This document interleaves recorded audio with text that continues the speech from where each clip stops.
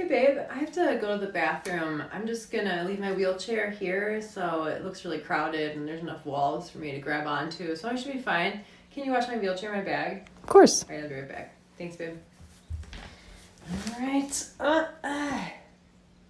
Whew. Alright, I'm good. I'll be fine. Don't worry, I got a wall.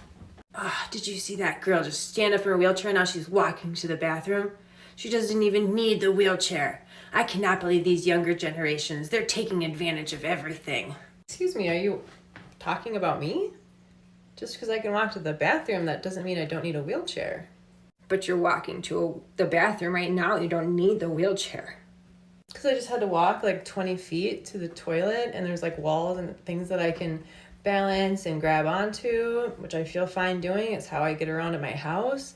And then I can sit down. It's good for me to get up and, keep my body conditioned, but unfortunately, I cannot walk or ambulate long distances without a mobility aid. Just look at you, you're young and healthy. Yeah, looks can be deceiving, I guess. Well, I see people like you taking advantage of wheelchairs all the time. You guys be in a wheelchair 1 minute, the next thing you're walking and you don't even need them. I think it's just not right. Some people who use wheelchairs cannot walk at all. They have no use of their legs. But other people who use wheelchairs can use their legs, or one of their legs, or a little bit of their legs, or, like myself, can maybe stand and even walk a little bit. I can get my feet and walking like 5, maybe 10 minutes, maybe pushing it. But then I'll get to a point where I'll just completely freeze and I'll be so sick that I can't even take another step. So my doctor prescribed me a wheelchair so I can get out and live my life more fully. I promise you, there really are not that many people taking advantage of anything by using a wheelchair. It's not like the easier way to go. It's not like, you have to find the right curbs, you have to find doors that can let you in, you have to find the place where there's, no stairs. Like, it's a lot to think about and worry about. Like, there's not that many people, truly, not that many people taking advantage of wheelchairs. Most people who use a wheelchair, they probably just actually need it, because it's kind of a hassle, to be honest, so. Oh, you young people are just making stuff up nowadays. Just you wait till you're my age, then you'll really know what pain feels like. Call me a liar and validate my pain. It's pretty typical. Oh my god!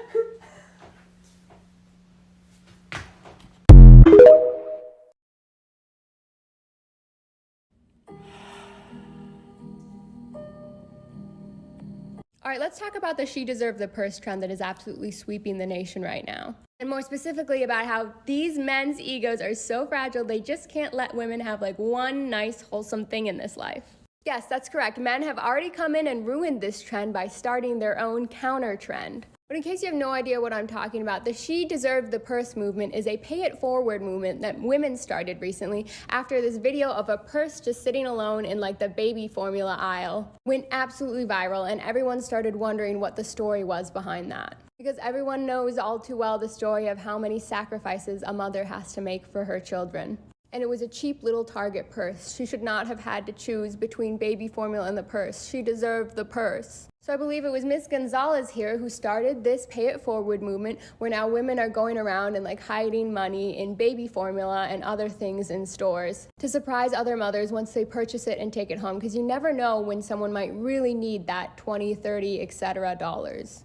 But as it always seems to go, this story of women encouraging and supporting each other and building these communities and systems of support have upset a lot of men. And so instead of taking the time to focus on their community and their problems that we can't ever seem to stop hearing about, they decide to put time, energy, and effort into instead starting again another counter movement targeting these women and the joy they're experiencing. By going through stores now and completely destroying baby sections and essential goods that mothers would usually purchase. Because these grown men have come to the conclusion that that's not really fair. And so again, instead of taking the time to focus on themselves and maybe starting a movement to support other men, or doing absolutely anything productive and helpful, they've decided once again to just take it out on women instead, because I guess for some reason that's just easier. So they've started a counter trend, videotaping themselves going through and destroying these sections.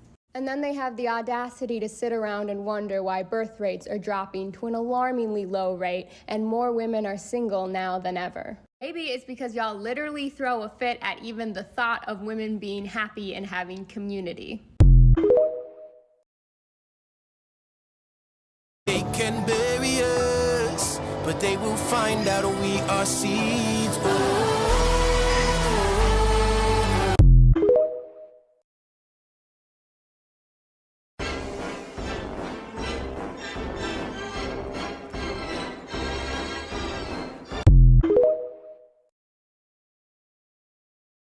Disabled people don't have marriage equality in the US. To my knowledge, every single other marginalized group in this country has marriage equality except for us. Let's talk about the specifics though. Here in this country, we have a government-run program that is called SSI, or Supplemental Security Income. If you are eligible for SSI, it will provide not only cash payments every month, but also things like healthcare and in-home care, which are essential for disabled people because those things are extremely expensive out of pocket. So you can work while you're on SSI. However, you have to be earning less than $1,550 a month in order to qualify for life-saving healthcare that a lot of us need. But wait, it gets worse. If you are on SSI, you cannot have more than $2,000 in assets. This means money in your bank account. If you own something like more than one vehicle, you're out. You don't qualify. If you own any stocks or bonds, you're out. You don't qualify. You can only have $2,000 set aside in savings for yourself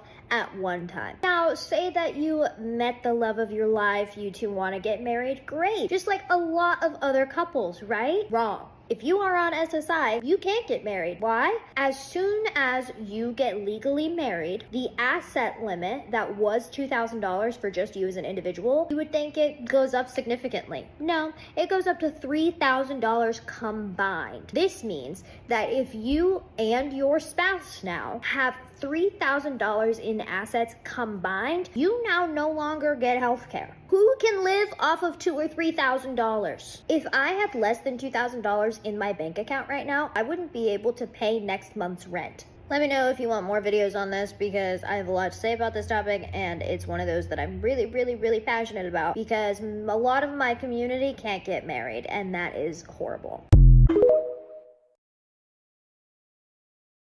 Was that the library thanking you for never returning a book late? That was my brother Tommy. My dad just died. Oh my god. The most interesting thing about having dyslexia is that your symptoms might be more extreme in some languages than in others. For example, research shows that English dyslexics are way worse at reading than Italian dyslexics since Italian has an intuitive phonetic spelling system and the English system is much less consistent. Italy also has a proportionally smaller percent of their population classified as dyslexic than the United States, and that's because reading comprehension is less of a barrier in their phonetically regular language. And it's not just Italy. Welsh children read way faster and better than English children of a comparative age because their alphabet lines up way more with how words are actually pronounced. In general, studies consistently find that the more complicated a spelling system is, the more severe the symptoms of dyslexia there will be. One possible explanation for this is that different words cause us to register words differently in our brains. Eye tracking technology shows that English adults spend more time trying to decipher individual words, while speakers of phonetic languages will just track the letters. That second phonic approach is proven to be much better for overcoming dyslexia than the first whole language approach, which is just always worse for us when we're processing words in our brain. But it also might just be true that more English teachers use the whole language approach in their education, which means that more students will learn how to read incorrectly, which means that English speakers will have more severe symptoms of dyslexia.